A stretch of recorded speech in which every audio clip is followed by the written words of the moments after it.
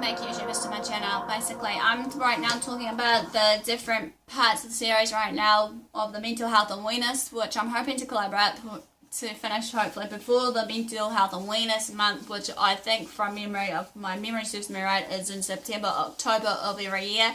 So without further ado, basically, it has come to my attention. I want to share some of these topics, be it whatever it may be, so hopefully you can bear with me all to what I'm sharing with you all, because as I said, I want to share this as awareness and understanding, and obviously bring message of hope and also everything else. So no further ado, basically this one's the topic of dismantling the common myths of eating disorders. Basically, it will just, the common myths of eating disorders, just banishing it, get rid of it. As we know, basically, there are many people that misconceive about what eating disorders is all about. That's why I'm here to address to you all, hopefully, what I feel is it sort of thing. But as you know, basically, 80% of 10-year-old girls have been on diets, according to the study, eating disorders today, not just a girl thing. Alright, another common fact here is society's focus on appearance can lead to individuals becoming so obsessed with dieting and their weight, however, to the point that they're in control of everything. And eating disorders are common among people of all ages, genders, sex, and backgrounds. As I said before, obviously eating disorders does not discriminate. It does not obviously choose who it wants to be. Okay, basically, it affects nearly as many as men as well as females, obviously, for these eating disorders. Eating disorders, however, is most common in middle-aged women than teens and young adults, but then again, it can be vice versa, because obviously now sometimes teens are now starting to feel the pinch that they need to do this as well. Now, I want to just try and get rid of the myths right now of what's going on here. There is about 8 I want to address to you all right now, basically, and hopefully give you out the facts to each of these myths that you may have heard of or may be aware of. Okay, so number 1 from the myth is eating disorders mostly affect young Caucasian girls. Fact is, eating disorders, as I said, can affect both genders, male and female, in all different age groups, in every race and cultural background. Like I keep saying, it does not obviously discriminate. It will pick. An estimated 10 million American men, however, have eating disorders at some time in their lives, however. It has been stated here that clinical psychologist Roberto Oliveira stated that over the last 5 to 6 years, he's been seeing many young boys suffering, basically, or struggling with these problems of the eating disorders. Myth number 2, eating disorders are a choice, and for some, it could be a lifestyle choice or just a lifestyle for them. The fact is, as for this myth, for number 2, is people don't choose to have an eating disorder. Okay, basically, like I said, an eating disorder is a form of an addiction. It can start at any age, and sometimes it can be hard to break. But then the attempts for becoming thinner or healthier can turn into obsessive or out of control like behaviours that obviously leads to them either in hospital if it's left untreated to the point of death, which is sad reality, but hey. Another myth is, for number 3 of this, is eating disorders are a cry for attention. Just like what I said before of the self-harm series, if you've been watching those, that many people think that, people with eating disorders who self-harm and the like are crying out for attention. Are they really? Fact is, for this one, for myth number 3, is weight loss from any eating disorder may bring positive attention at first. Yes, it will bring attention, but then it will typically change to the negative and unwanted, basically attention, and it will progress as it progresses on, because obviously, it'll be really noticeable. It will basically show to people, other people around them about it. Right.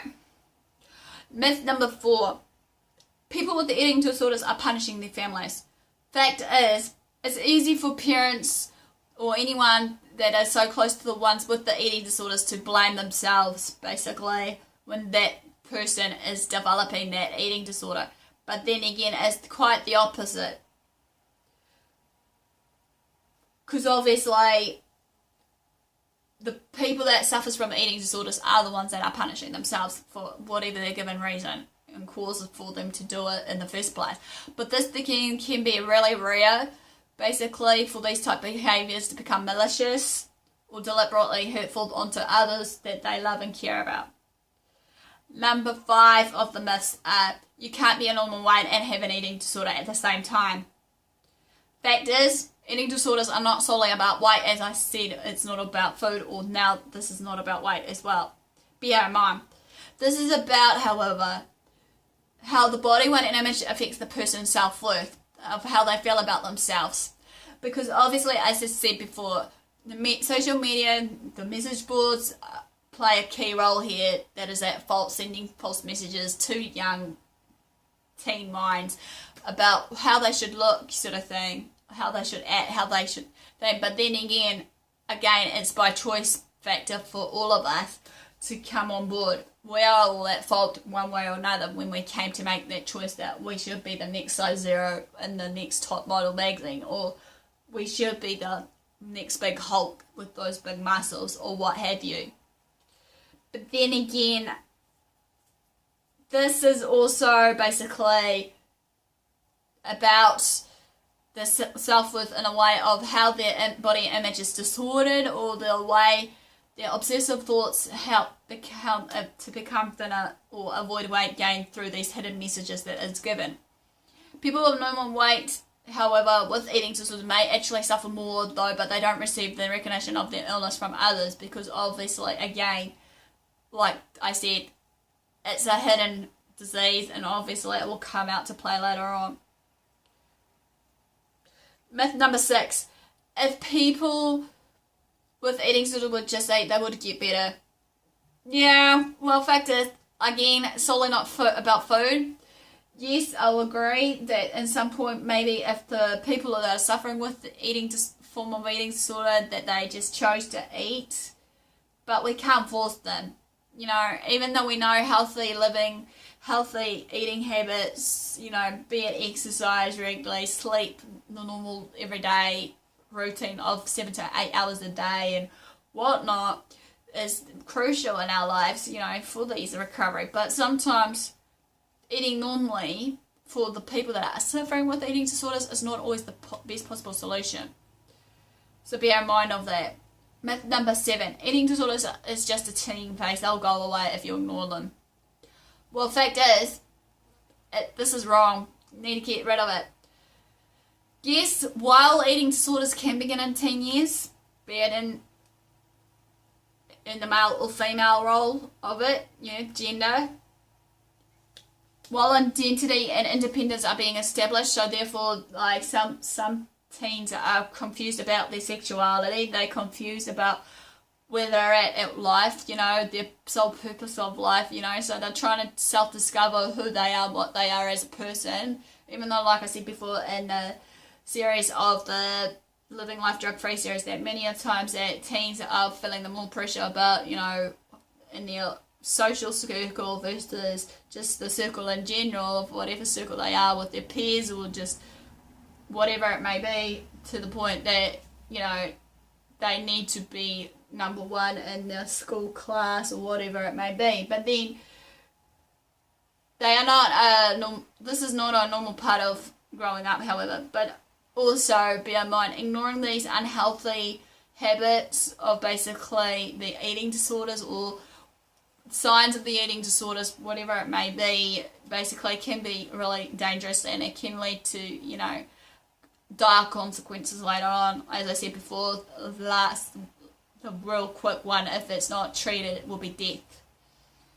Last but not least of this part of the myth is celebrities enjoys being super thin. Yes, we know, we see famous celebrities that we love and idolise and worship, you know, and bow down to, basically, that they are super thin.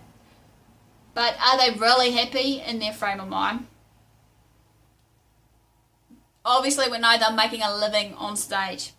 or even just in front of the cameras as actors, whatever the case may be, of their role in life, of what they're doing for a living.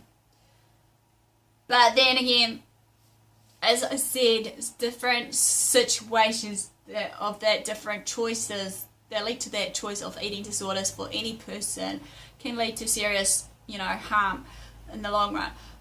Alright, that ends basically the common myths of eating disorders that I want to hopefully demolish right now, and hopefully that you guys gain a better understanding of it all. So please give me the like for the thumbs up of support basically right now, and also just comment below basically what you think so far, or just comment below of maybe your story so that I can create a positive key of what needs to be dealt with here and whatnot. Give me the like sort of thing. Thanks for your support also, for the ones that has been on my channel also basically.